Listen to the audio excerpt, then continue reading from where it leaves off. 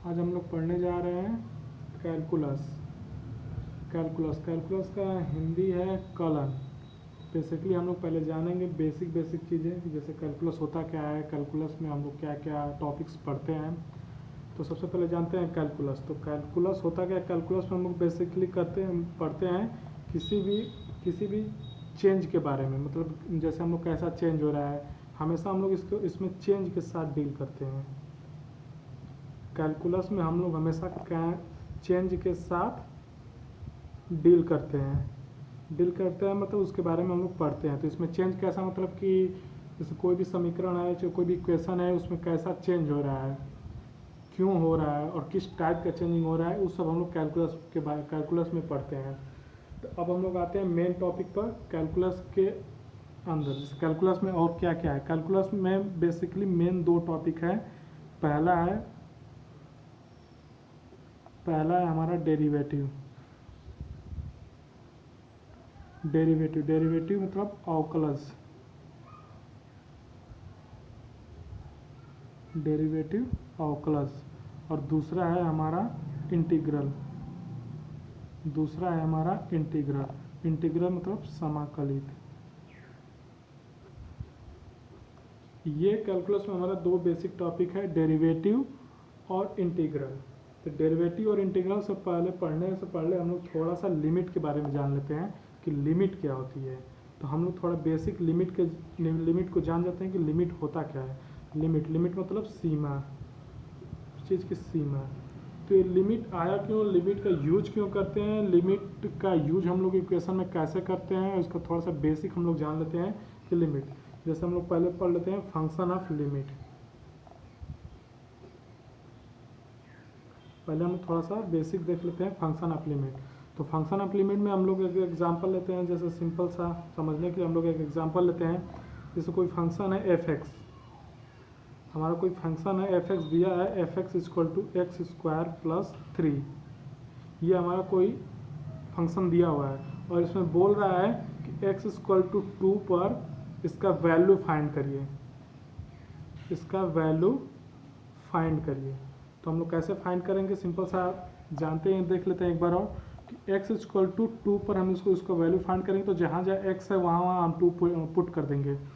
तो जहाँ जहाँ x है तो फंक्शन में x की जगह 2 पुट कर देंगे, और यहाँ पर x स्क्वायर है तो यहाँ 2 का स्क्वायर करेंगे, 2 स्क्वायर प्लस 3, तो ये हमारा हो जाएगा 4 प्लस 3, तो ये हमारा हो जाएगा 7। तो हमारा बेसिकली इस फंक्शन का सोल्यूशन क्या मिला, function of 2 equal to solution मेरा मिला 7।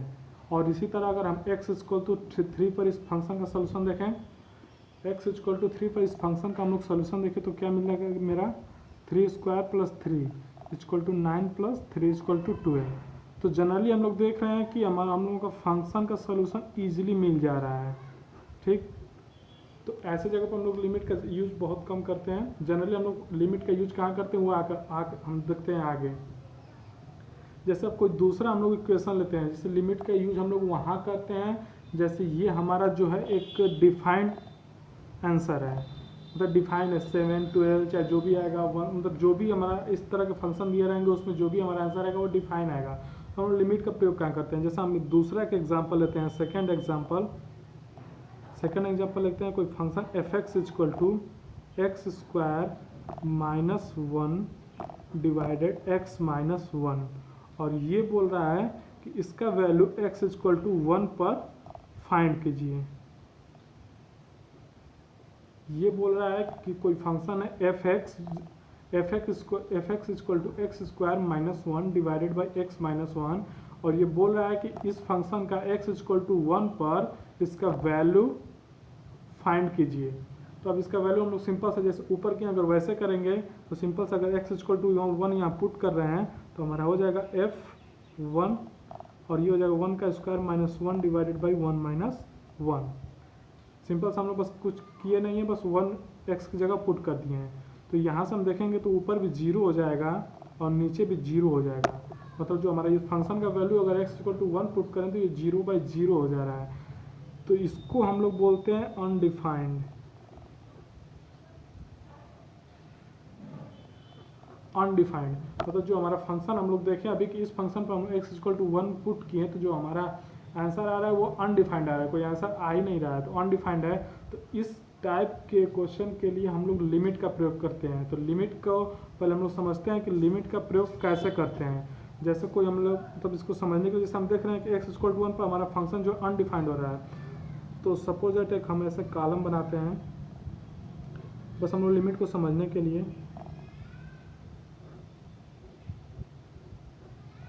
ये हमारा फंक्शन है f(x) और ये हमारा x का वैल्यू है।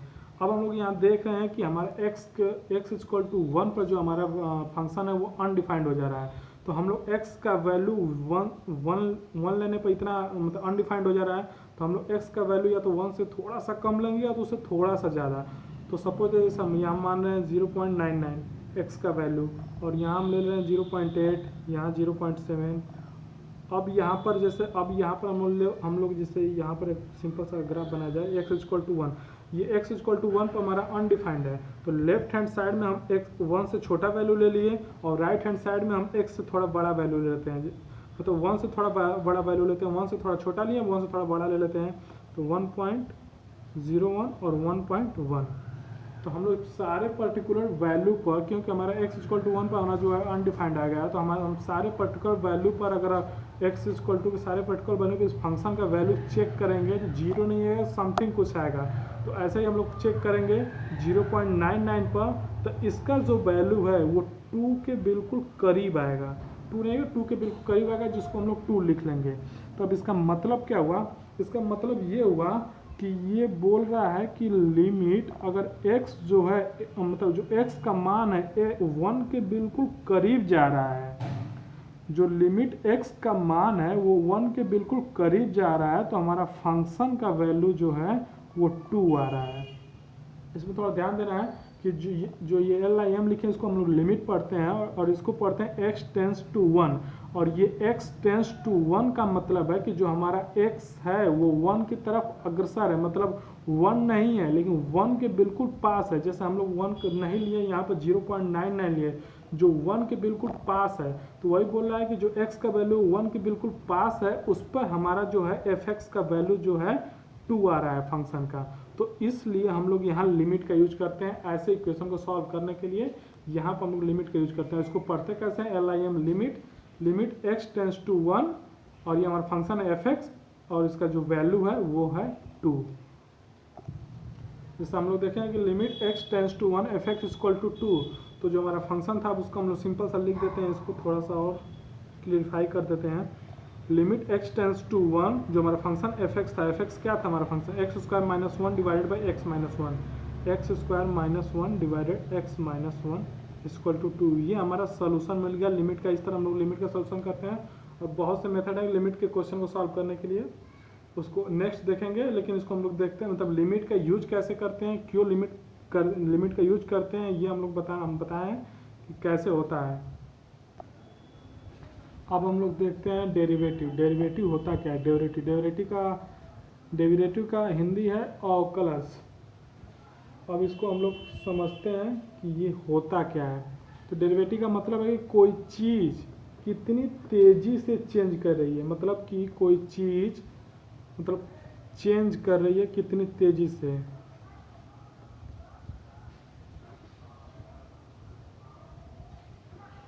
कितनी तेज़ी से चेंज कर रही है।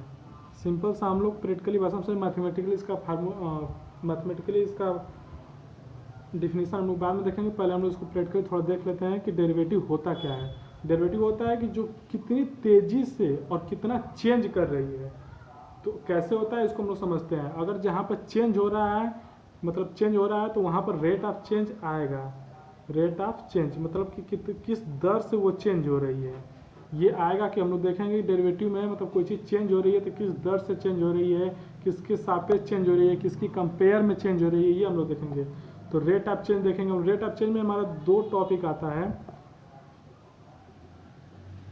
एवरेज रेट ऑफ चेंज और दूसरा है इंस्टेंटेनियस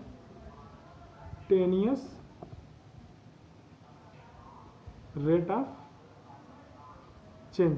रेट ऑफ चेंज मतलब परिवर्तन की दर, मतलब किस दर से उसका जो चेंज है वो परिवर्तन हो रहा है। अब एवरेज रेट ऑफ चेंज मतलब औसत में उसका रेट ऑफ चेंज कितना है, और instantaneous rate of change, instantaneous मतलब कि तत्कालीन, किसी क्षण में, मतलब किसी उसी पॉइंट पर उसका रेट ऑफ चेंज कितना है। इस दोनों को हम लोग समझते हैं कि एवरेज रेट ऑफ चेंज क्या होता है और इंस्टेंटेनियस रेट ऑफ चेंज क्या होता है। तो सबसे पहले हम लोग देख लेते हैं एवरेज रेट ऑफ चेंज। तो हम लोग एक एग्जांपल लेते हैं कि जैसे तो एक एग्जांपल से हम लोग समझते हैं कि जैसे यहाँ पर कोई रोड है, मान लीजिए कोई रोड है और दो यहाँ पर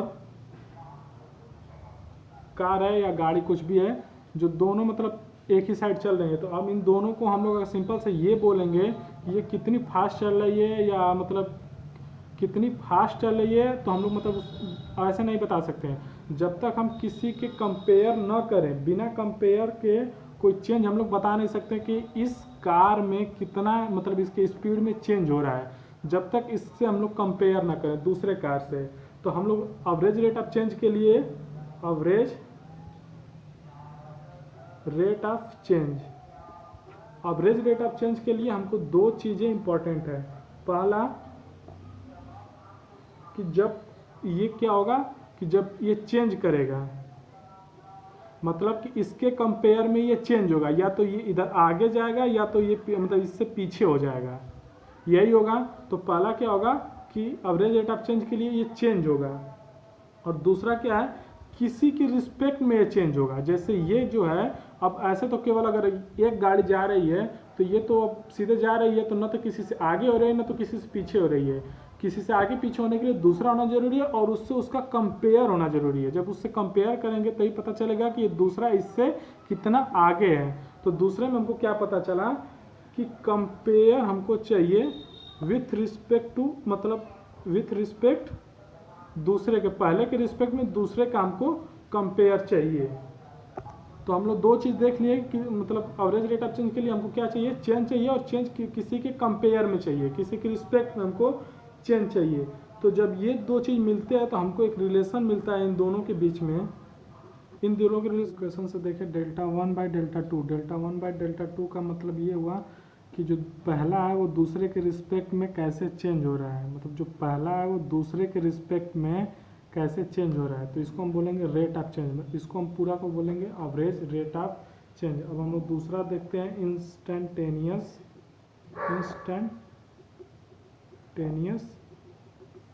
रेट ऑफ चेंज। इंस्टेंटेनियस मतलब तत्कालीन, मतलब उस क्षण।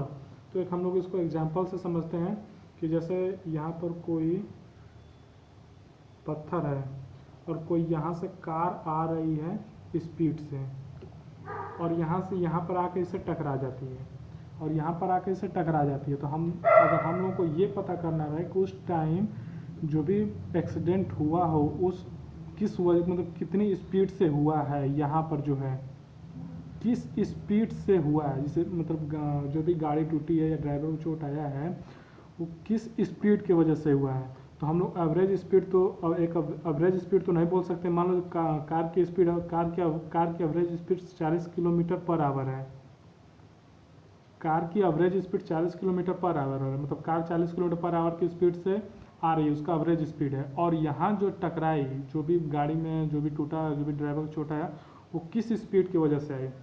तो एवरेज स्पीड तो नहीं बोल सकते क्योंकि 40 किलोमीटर यहाँ है तो जरूरी थोड़ी है कि यहाँ भी 40 किलोमीटर ही होगा। तो यहाँ पर्टिकुलर पॉइंट पर जो स्पीड होगा उसी को हम लोग बोलते हैं इंस्टेंटेनियस स्पीड। और इंस्टेंटेनियस स्पीड पर जो हमको रेट ऑफ चेंज मिलेगा, यहाँ पर जो हमको रेट ऑफ चेंज मिलेगा वही हमारा डेरिवेटिव होता है।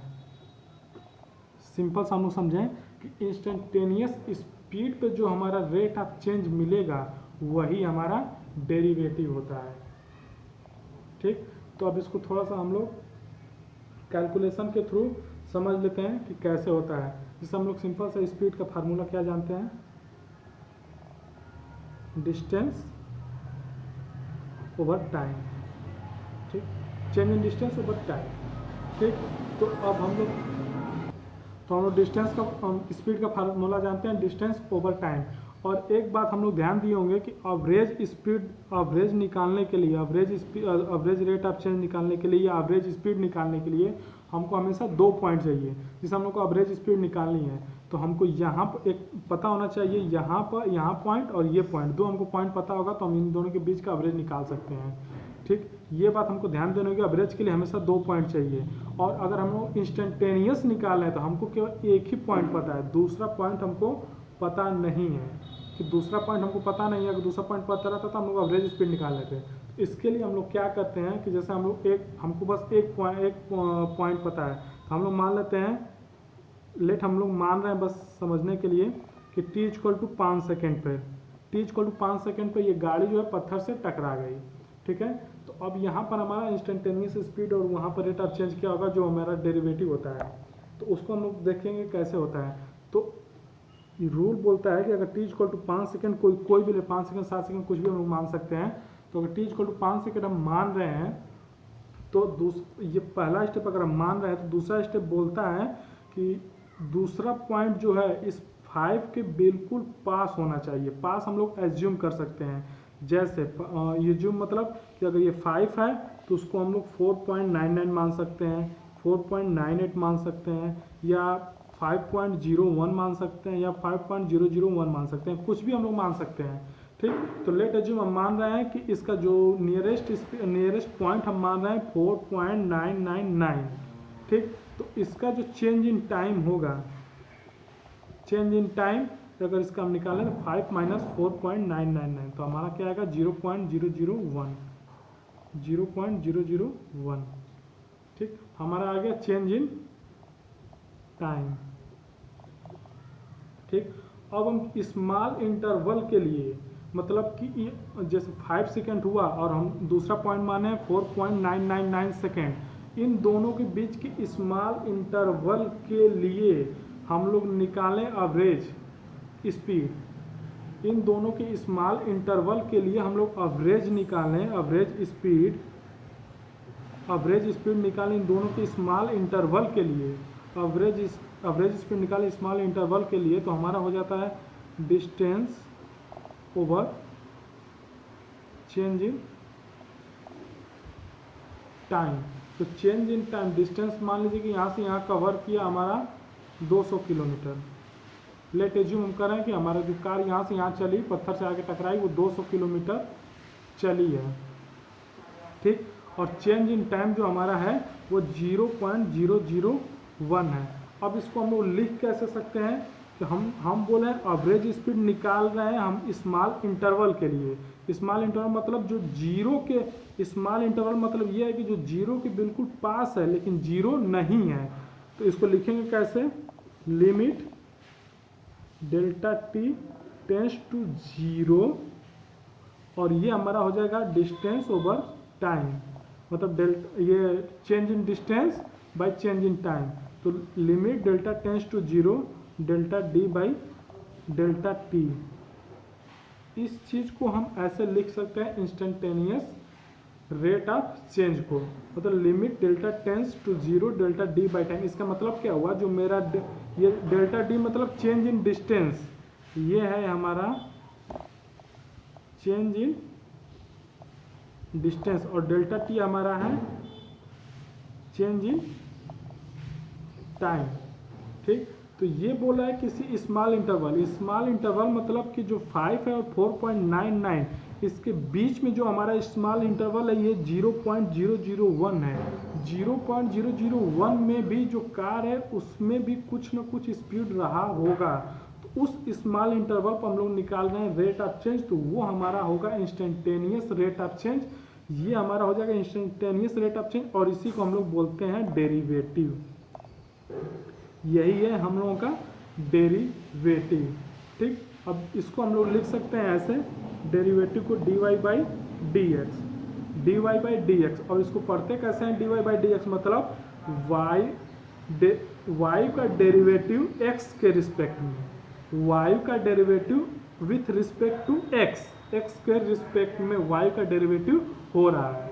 ठीक, इसको हम लोग पढ़ते हैं, जनरली डेरिवेटिव को हम लोग ऐसे पढ़ते हैं। ठीक। और ये स्मॉल इंटरवल है डेल्टा टी, मतलब जो जीरो के बिल्कुल पास है बट जीरो नहीं है। इसको हम कैसे देख सकते हैं, जैसे ये इसका वैल्यू है स्मॉल इंटरवल 0.001, ये जो है जीरो के बिल्कुल पास है बट जीरो नहीं है, उसी को हम लोग इस फॉर्म में लिखे हैं limit tends to limit delta T tends to zero delta D by T, मतलब जो टी है वो जीरो के बिल्कुल पास है बट जीरो नहीं है। तो ये हमारा हुआ इंस्टेंटेनियस रेट ऑफ चेंज। और हम नेक्स्ट अब देख रहे हैं एवरेज रेट ऑफ चेंज देख लिए, इंस्टेंटेनियस रेट ऑफ चेंज देख लिए। और हम लोग को देखो यहाँ पर डेरिवेटिव समझने के लिए हम लोग को दो चीज़ें समझनी थी। डेरिवेटिव समझने के लिए हमको दो चीज़ें समझनी थी, average rate of change, instantaneous rate of change. दोनों चीज़ हम देख लिए। अब हम देखते हैं कि डेरिवेटिव क्या होता है। ठीक, तो डेरिवेटिव को समझने के लिए हम लोग को थोड़ा सा फंक्शन जानना चाहिए। ठीक है, तो हमको ये लेट कोई फंक्शन मान रहे हैं y equal to X square, माना y equal to X square हमारा कोई फंक्शन है। हम लोग कोई फंक्शन ऐसा मानेंगे, ऐसा वेरिएबल मानेंगे जो ये एक दूसरे पर डिपेंड और ज्ञात हो। जैसे हमारा x का वैल्यू, अगर x का वैल्यू हमको पता हो तो हम y का वैल्यू ज्ञात कर सकें, y का वैल्यू हम लोग पता कर सकें। हम लोग कोई ऐसा फंक्शन मानेंगे कि जो x का वैल्यू हम लोग हम पुट करें तो y का वैल्यू हमको पता, जैसे x का वैल्यू 2 पुट करेंगे तो y का वैल्यू 4 हो जाएगा, 3 पुट करेंगे तो y का वैल्यू 9 हो जाएगा। ऐसा ही हम कोई फंक्शन मानेंगे। तो डेरिवेटिव समझने के 3 स्टेप पे हम चलते हैं। पहला हम फंक्शन मान लिया कि y equal to X square. अब मान रहा है कि x में कोई स्मॉल चेंजिंग हो रहा है डेल्टा x, तो स्मॉल चेंजिंग डेल्टा x हो रहा है। अगर डेल्टा x में स्मॉल चेंज डेल्टा x है तो हमारा क्या हो जाएगा, change x plus delta x, total change हमारा ये हो जाएगा। अब x प्लस डेल्टा x हो गया। अब दूसरे स्टेप पे आते हैं, हम लोग निकालते हैं average rate of change. Average rate of change कैसे निकालेंगे, delta y by del x। अब डेल्टा y कैसे निकालेंगे, डेल्टा y निकालने के लिए हमको क्या चाहिए, मतलब कि फाइनल माइनस इनिशियल। हम लोग को डेल्टा एवरेज निकालते हैं तो यहाँ पर इसको लिख देंगे x प्लस डेल्टा x हमारा फाइनल है। और इक्वेशन जो है हमारा एक्स स्क्वायर के रूप में है, तो इसका स्क्वायर हो जाएगा माइनस, और हमारा जो y पहले जो हमारा x था वो हो जाएगा, मतलब फाइनल माइनस इनिशियल। फाइनल हमारा x प्लस जो चेंज है x प्लस डेल्टा x है, फंक्शन हमारा एक्स स्क्वायर के रूप में है तो इसका होल स्क्वायर माइनस ये x square divided delta x, ये हमारा एवरेज रेट ऑफ चेंज निकल रहा है। तो अब इसको हम लोग सॉल्व करेंगे तो सिंपल सी हो जाएगा X square plus 2x delta x minus plus delta x का whole square minus X square divided delta x। ठीक है, तो इसको सॉल्व करेंगे, ये एक्स स्क्वायर कट जाएगा तो क्या बचेगा, delta x square plus 2x delta x divided by x। ठीक, अब ये हमारा हो गया तीसरा स्टेप में सोल्यूशन का हमको मिल गया डेल्टा x का whole square plus 2x delta x divided by delta x। Simple सा इसको हम सॉल्व किए हैं। अब इसमें पहला कंडीशन है कि जो डेल्टा x है, जो हमारा डेल्टा x है वो 0 के बराबर नहीं है। हम देखे थे कि डेल्टा x टेंस टू 0 ये हमारा है, तो ये मतलब 0 के बराबर नहीं है। तो जब 0 के बराबर नहीं होगा तो इस इक्वेशन में जब 0 के बराबर नहीं होगा तो हमारा मिल जाएगा यहाँ पर सिंपल सा, अगर 0 के बराबर नहीं है तो ये कट जाएगा और यहाँ पे ये कट जाएगा। इसको सॉल्व करेंगे तो यहाँ बचेगा डेल्टा x प्लस 2x। यहाँ पर हमारा जो हो जाएगा वो delta x by delta x हो जाएगा, इसका whole square plus 2x delta x divided by delta x। यहाँ से ये कट जाएगा और एक x से ये कट जाएगा, हमारा बचेगा डेल्टा x प्लस 2x, ये हमारा बचा। और हमारा इसमें दूसरा कंडीशन क्या है, जो डेल्टा x है वो लगभग 0, मतलब टेंस टू 0 है, मतलब लगभग 0 है। तो यहाँ पर अगर डेल्टा x अगर 0 होगा, ठीक, तो ये हमारा जो रेट ऑफ चेंज आ रहा है delta y by delta x, ये हमारा कितना आ जाएगा 2x। ये हमारा लगभग 0 हो गया डेल्टा x, तो हमारा क्या मिलेगा delta y equal to 2x। ये इंपॉर्टेंट है। अब इसका मतलब क्या है, डेल्टा y इक्वल टू आ गया हमारा 2x, तो इसका मतलब ये है कि x के वैल्यू पर, अगर यहाँ x का वैल्यू पुट करें तो x के वैल्यू पर y कितना चेंज हो रहा है, कितना चेंज हो रहा है, मतलब रेट ऑफ चेंज हमको मिल रहा है x के वैल्यू पर, x के वैल्यू पर हमको रेट ऑफ चेंज मिल रहा है। ये हमारा रेट ऑफ चेंज है किसका, y का 2x, मतलब ये y का हमारा रेट ऑफ चेंज है। और यही हमारा रेट ऑफ चेंज क्या होता है, डेरिवेटिव होता है। और इसको हम लोग लिखते कैसे हैं, लिमिट, हम कंडीशन क्या लिए थे, delta X equal to delta X tends to 0, limit delta X tends to 0 delta Y by delta X equal to 2x। इसको हम लोग इस प्रकार से लिखते हैं, ठीक। ये डेरिवेटिव को हम लोग इस प्रकार से लिखते हैं, ठीक है। इसका रेट ऑफ चेंज है limit delta X tends to 0 delta Y by delta X equal to 2x। और इसको हम लोग इस फॉर्म में भी लिखते हैं dy बाई dx। इसका मतलब क्या है कि derivative of y with respect to x, मतलब y का डेरिवेटिव x के रिस्पेक्ट में, y का डेरिवेटिव x के रिस्पेक्ट में, ठीक है। तो यहाँ पर जो डेरिवेटिव होगा, derivative of y with respect to, यहाँ पर हम एक चीज़ और ध्यान दिए होंगे कि अगर हम लोग एवरेज रेट ऑफ चेंज निकाल लिए हैं, एवरेज रेट ऑफ चेंज हम लोग जानते हैं सिंपल सा निकल जाएगा, चेंज इन डिस्टेंस, जो भी दो चीज़ रहेगा उसका एवरेज लेके हम लोग उसमें डिवाइड कर देंगे तो हमारा एवरेज रेट ऑफ चेंज निकल जाएगा, एवरेज रेट ऑफ चेंज निकल जाएगा। अगर एवरेज रेट ऑफ चेंज हमको पता है, अगर एवरेज रेट ऑफ चेंज अगर average of rate of change निकाल रहे हैं उसके किसी भी इंस्टेंटेनियस पॉइंट पर, मतलब एक पॉइंट हमको पता रहेगा, दूसरा किसी भी इंस्टेंटेनियस पॉइंट पर हम 0 के बिल्कुल पास अगर वैल्यू लेकर, दूसरा जो वैल्यू है 0 के बिल्कुल पास लेकर, इंस्टेंटेनियस वैल्यू लेकर उसका अगर एवरेज रेट ऑफ चेंज निकालें तो हमारा वो डेरिवेटिव हो जाएगा। अब हम नेक्स्ट टॉपिक देखते हैं, डेरिवेटिव का ज्यामिति निरूपण, कि डेरिवेटिव का ज्यामिति में क्या उपयोग है उसको भी थोड़ा सा हम देख लेते हैं। बेसिकली जैसे हम लोग मानते हैं कि दो कोऑर्डिनेट है, दो फिगर, ध्यान से देखना, दो फिगर हैं, इसका एंगल थीटा, इसका भी एंगल मान लेते हैं थीटा, ये दोनों अलग अलग है, ये थीटा है, ठीक। ये हमारा y कोऑर्डिनेट में है, ये हमारा y कोऑर्डिनेट में है, ये हमारा x कोऑर्डिनेट में है, ठीक। तो अगर यहाँ से हम लोग अगर इसका झुकाव निकालें tan थीटा, तो हम लोग सिंपल सा निकाल सकते हैं परपेंडिकुलर बाई बेस, ठीक। ये हमारा फिगर 1 मान ले रहे हैं, ये फिगर 2 मान ले रहे हैं, ठीक। परपेंडिकुलर बाई बेस, तो यहाँ पर y एक्सिस में है तो यहाँ से यहाँ चेंज हम मान ले रहे हैं कि डेल्टा y है, और x डायरेक्शन में यहाँ से यहाँ चेंज हम मान रहे हैं डेल्टा x है, तो इसको लिख सकते हैं delta y by delta x। अब हम ध्यान से देख रहे हैं कि जो ये हमारा अब tan थीटा हमारा क्या दे रहा है, स्लोप दे रहा है, ठीक, स्लोप दे रहा है, और पीछे स्लोप में क्या आ जा रहा है, delta y by delta x, और delta y by delta x पीछे हम लोग क्या हम देखें तो हमारा क्या है, एवरेज रेट ऑफ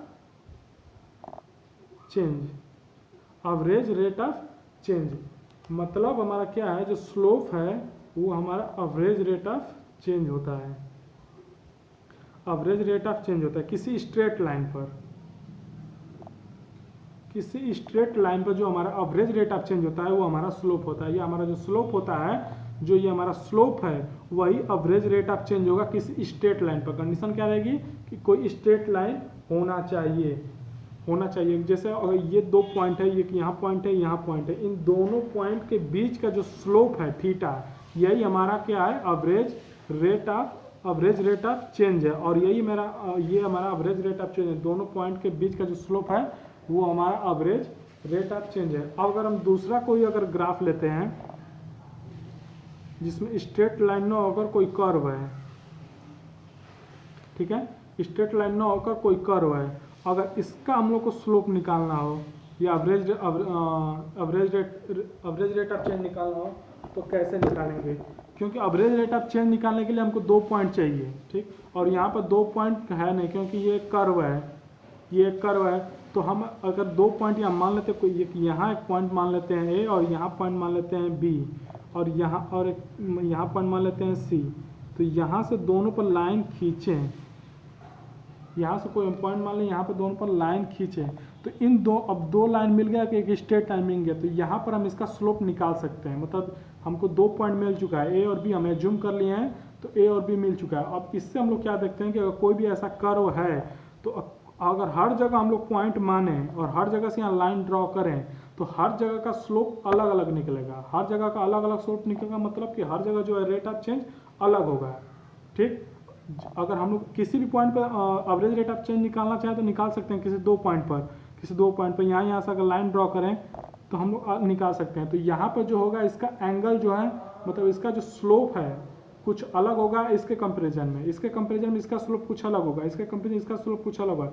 सबका स्लोप अलग होगा तो सबका average rate of change average rate of change अलग अलग होगा। अगर हम लोग इंस्टेंटेनियस रेट ऑफ चेंज की बात करें,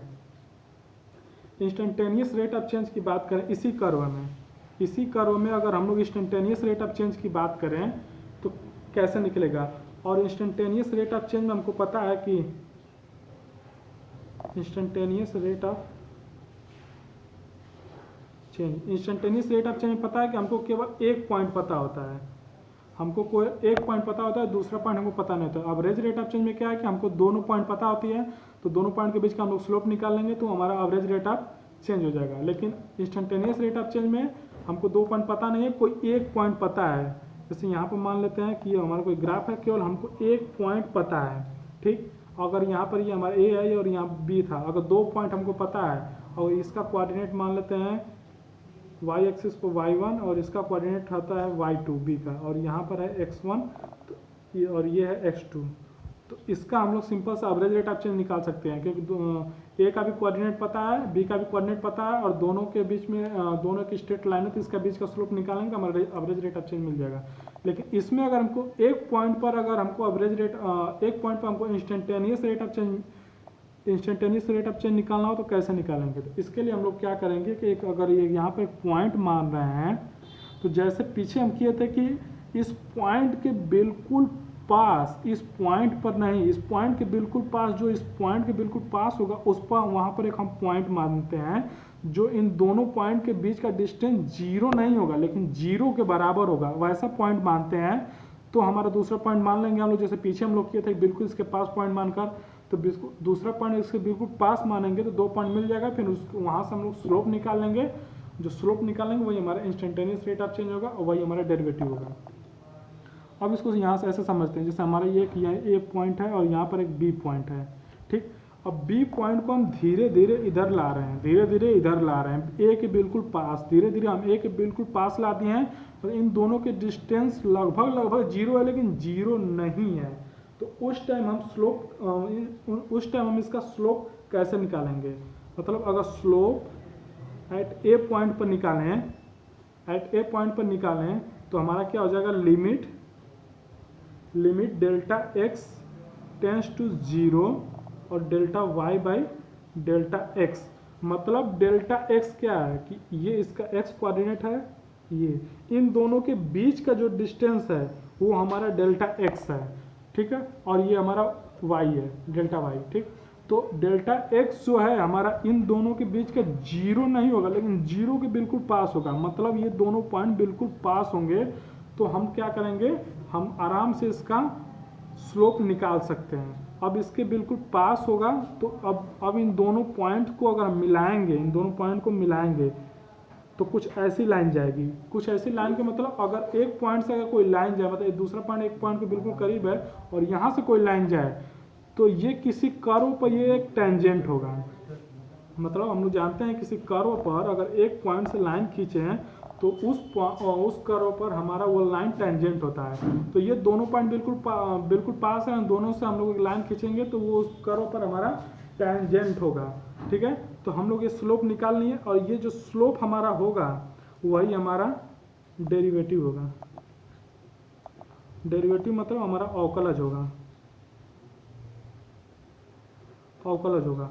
और हमारा जो किसी कर्व पर जो हमारा स्लोप होगा, कर्व पर जो हमारा स्लोप होगा उस पर टेंजेंट, उस पर टेंजेंट के बराबर जो स्लोप का टेंजेंट होगा वही हमारा पॉइंट पर स्लोप होगा, स्लोप ऑफ पॉइंट ए। मतलब जो हमारा टेंजेंट का ये स्लोप होगा वही हमारा पॉइंट ए का स्लोप होगा। ये हमारा डेरिवेटिव हुआ। अब हम देखेंगे इंटीग्रल। और हम देखते हैं, हम लोग डेरिवेटिव पढ़ चुके, डेरिवेटिव क्या होता है। डेरिवेटिव में हम लोग देख लिए एवरेज रेट ऑफ चेंज क्या होता है, इंस्टेंटेनियस रेट ऑफ चेंज का